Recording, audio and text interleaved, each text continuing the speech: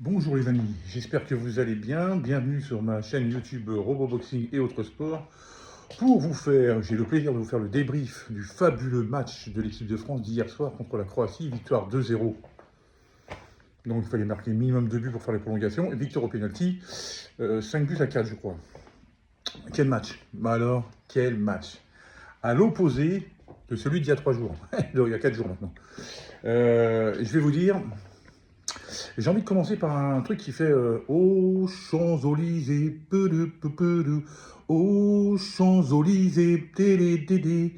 Ce mec-là est incroyable, il se balade comme il veut, la la la la la la la, aux Champs-Élysées. C'est n'importe quoi, hein. Et c'est juste pour vous dire que ce joueur, maintenant qu'il l'a mis sur le terrain, là, qu'il a joué quand même, ouais, il a quand même, il a joué tout le match, il a joué tout le match. Faut plus qu'il quitte sa place. Ce mec-là, il pue le football à aller à 3000% et encore je suis gentil. Ce mec-là, avec le ballon, c'est un truc de malade. C'est un truc de malade. Le mec sait tout faire. Offensivement, défensivement, il est toujours là avec ses partenaires, il a la rage. Et quel coup de patte. Parce que le coup franc qu'il met là, il la caresse la balle. Il la caresse. Et le gardien, qui avait fait un match exceptionnel, hein, parce que le gardien, il en sort. Hein. Il en sort un paxon, hein, des occasions, celle d'Mbappé, oh la volée qu'il nous fait Mbappé là, ça m'a rappelé celle qu'il avait fait en Coupe du Monde contre l'Argentine. Là il y avait le gardien devant, mais quand même. Mais le coup franc d'Olysée, une pure merveille. Et 80 000 personnes qui nous poussaient à fond la caisse et tout, un Mbappé qui arrange le public et tout, un Dembélé dans la continuité de sa saison au Paris Saint-Germain. Euh, ah ouais, si on avait eu Mike Maignan dans les buts. Alors, Hugo Lloris, respect, hein. Respect, mais à fond la caisse. Mais si on avait eu Mike Maignan dans les buts contre l'Argentine, autant j'avais dit, s'il y avait eu Benzema en plus, on battait l'Argentine, mais si en plus il y avait Maignan au tir au but, on les battait. C'est sûr. Ce mec-là, on a sorti 3. Enfin, surtout 2. S'il y en a un, je crois qu'il est raté, il est au-dessus. Ouais, c'est ça. Il y en a un, il est au-dessus, il est parti du bon côté. Et il y en a 2 qui l'arrêtent sur sa gauche comme ça, et puis genre, vas-y, je suis ferme. Et puis j'ai décidé de tout plonger là. Après, quand vous avez un mec comme ça en début, il prend de la place. Hein. Il est quand même assez balèze et tout. Je vais vous dire que il en impose, le garçon. Puis mentalement, c'est un rock. Un rock de chez rock. Il y a des joueurs qui m'ont trouvé cul aussi, mais je savais qu'ils étaient bons. Ou pas Mécano. Oh, oh mon pauvre Konaté, t'as du mouvement de fer. Ou pas Mécano en défense centrale avec Saliba. C'est du pur solide de chez solide. Cela, faut pas qu'il bouge. Faut pas qu'il bouge. Ah, désolé Konaté si t'es sur le banc, mais moi je préfère un Upamecano à 2000%. Koundé, Koundé, le rassemblement, il n'a pas été très bon. Hein. Autant c'était un peu meilleur en deuxième. Sur ce match-là, il était un peu mieux qu'au premier où il était carrément à la ramasse. Et il rate son pénalty en plus. Putain, mais les mecs, quand vous voulez. Si vous savez pas tirer un pénalty, vous n'essayez pas de viser la lucarne, quoi. Putain, enfin bon, bref. Théo Hernandez aussi. Théo Hernandez, il a eu du mal. Mieux en deuxième mi-temps, mais il a raté son pénalty aussi. Heureusement, et dire que moi j'y croyais, j'étais là, bon, on a 2 pénaltys d'avance, c'est bon, c'est dans la poche. Eh non, à un moment donné, je me suis dit, mais ils ont pas envie de le gagner ce match-là ou quoi? Ils aiment le suspense. Hein. Moi, je suis passé encore par toutes mes émotions. Les mecs, j'en ai déjà eu assez avec les 2 confrontations PSG-Liverpool, Madrid-Atlético. Là, bon, je savais de toute façon que ça allait être dur, hein, parce qu'on avait 2 buts de retard. Mais quand même, moi, je, ah je suis passé par toutes mes émotions. Surtout quand j'ai vu que le match qu'on faisait, qu'à la mi-temps, il y avait toujours 0-0, je me suis dit, j'espère qu'ils vont pas se frustrer.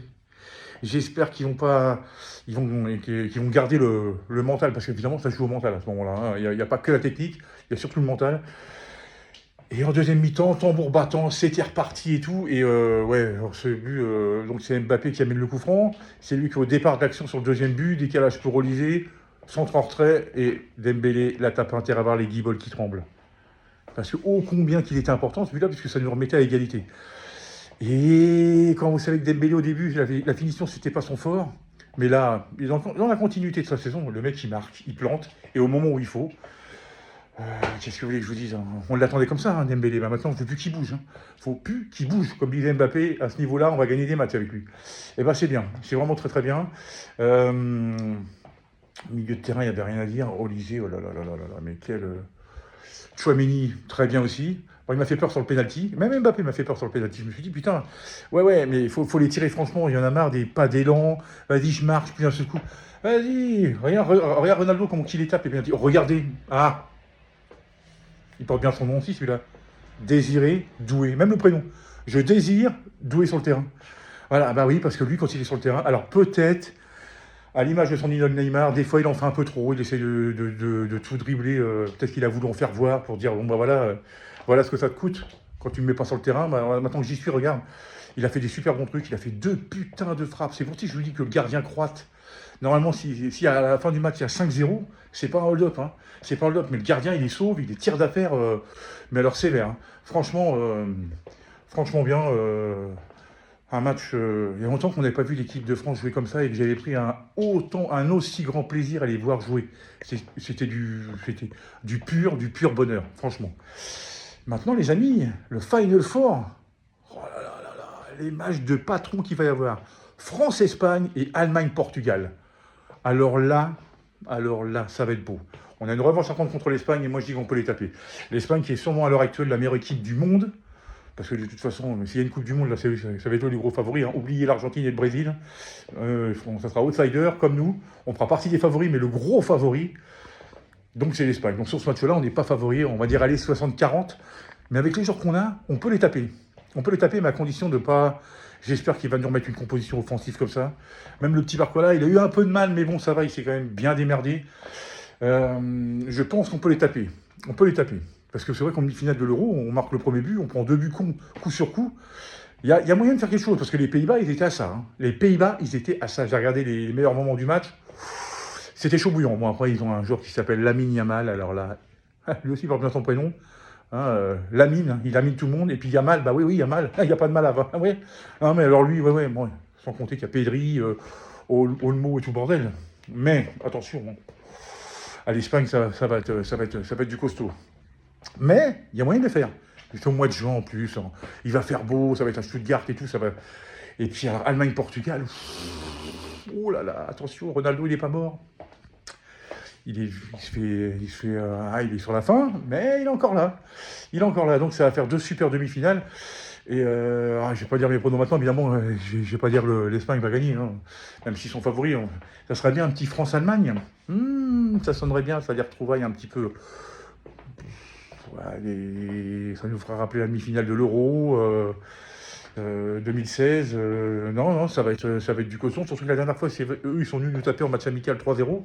Donc voilà, j'ai encore un peu en travers ici, là. Donc voilà, on a 2 belles revanches à prendre. Bon, après, si c'est le Portugal, c'est le Portugal. Hein. Mais peu importe. En tout cas, je finirai cette vidéo en disant que bravo les Bleus. Franchement. Et puis Dédé, bah, tu vois, quand tu veux, des compos, moi je l'aime bien Dédé. Mais celle-là, elle était bien. Voilà les amis, c'était juste un petit débrief comme ça, pour vous faire partager ma bonne humeur et ma joie au vu de la victoire des Bleus. Bah, je vous dis à très bientôt pour une nouvelle vidéo, on parlera de boxe la prochaine fois, hein, ça fait longtemps. Et puis bah, je vous souhaite un très bon lundi à toutes et à tous, et en attendant, prenez bien soin de vous. Allez, ciao.